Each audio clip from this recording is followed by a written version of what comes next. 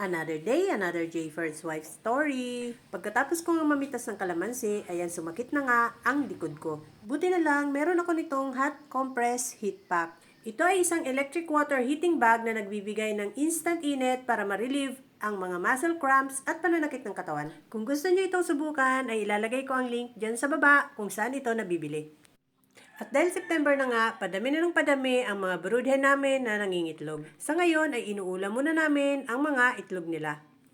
Maganda nga ang panahon at mainit na naman kaya inalpasan ni Jayfern ang mga nasa multipurpose pen. 2 pinto nga lang sa multipurpose pen ang inalpasan ni Jayfern para hindi sila magkagulo kapag inalpasan na. Hindi nga namin sila sabay-sabay na inaalpasan dahil maliit lang itong backyard namin. At may mga nakatali pang stag dito sa gilid na kapag napupunta sila doon ay tinutusik sila. Kapag kunti lang silang alpas, dito lang sila sa gitna nagtatambayan at hindi na sila pumupunta doon sa gilid ng bahay.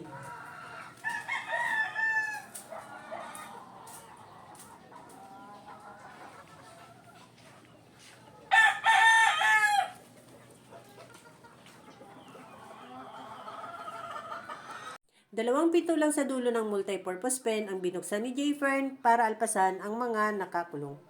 Ito namang mga natira dito ay bukas ito aalpasan. Ito na nga yung ihiniwalay namin dahil namamalo na. Ang bilis nga nitong mag-mature dahil nambababa na siya sa kasama niyang pulit. Ito naman yung mga 7 cockerel na gustong gusto na ring lumabas. Bukas ay sila naman ang aalpasan ni Jayfern dito sa backyard. Iila pa itong mga cockerel na ito at sila yung mga cockerel na kapag inaalpasan ay dun sa gilid ng bahay tumatambay kaya laging tinutusik ng mga nakataling stag. At ito naman ang anak ng aming black broodcock. Yung dalawa dyan ay anak ng SBR broodhen at yung isa naman ay anak ng black broodhen. Yung straight comb. Tangkad. Laki nito. Oh. Nakapalit na ito ng buntot. Nakapalit na ng buntot. Ganda. Piragaway. Laki ng... Malaki ang ano, malaki ang butot. Oh. Nakapalit na ng buntot. Malaki ang buto? Hindi magkasya ano. Hindi magkasya. Palo nito ah. Ano yun? Dadalhin na natin yun sa linggo? Oh. Ito yung mga yan. Lilipat na sa range. Hindi kaya yan awayin doon? Hindi.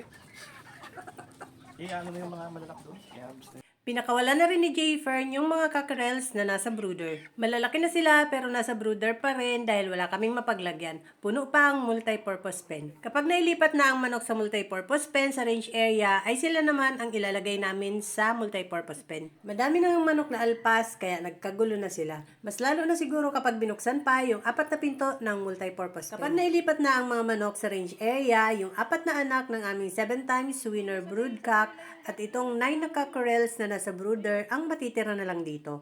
Palalakihin muna namin itong mga manok na nasa brooder bago namin alpasan din sa range area. 4 na cockerel at isang baby pullet ang magkakasama dati sa brooder kaya lang hiniwalay namin yung isang cockerel dahil nagkasipon. Pagkatapos namin gamutin, hindi na namin maibalik doon dahil inaaway na siya ng mga dating kasama niya.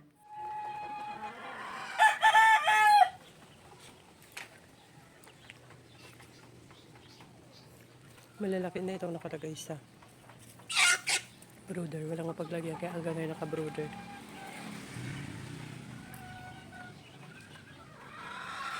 Ito yung anak ng 7 times.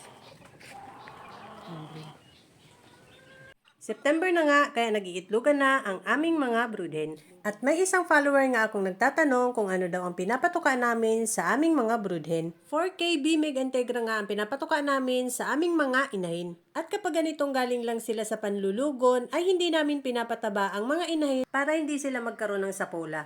20 grams lang ang pinapatuka naming feed sa kanila para mabilis silang mangitlog. Matagal mangitlog ang mga inahin kapag sobrang taba, kaya dinijeta namin sila. Back to normal feeding na ulit sila kapag nag-start na silang mangitlog.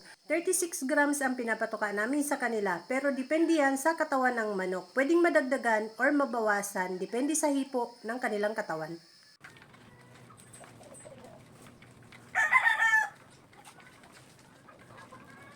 Nangingitlog na nga rin itong aming Golden Boy, Gilmore Broodhen at ang Dingfair 5K sweater. Sa ngayon ay kinakain muna namin ang mga itlog nila at baka ngayong October pa kami mag-start mangolekta ng mga itlog nila.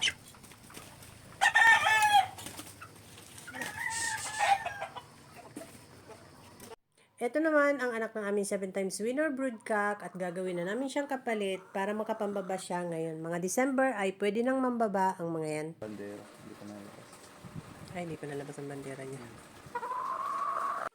Tinurukan din ni Jayfern ang dalawang anak ni Tanda ng vitamin B complex. Gagamitin mo ng pang ano yan, pambaba?